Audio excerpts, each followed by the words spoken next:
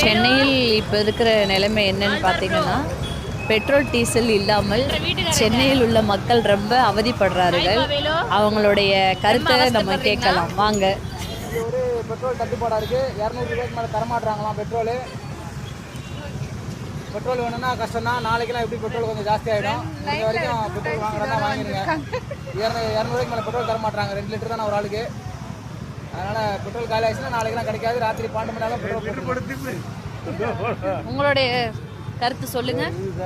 வந்தோம் நாங்கள் டேங்க் 200 போடுவோம். போட்டு திருப்பி லைன் நிற்கிறோம். ப்ராப்பராக தான் இருக்கு. Okay okay okay. 200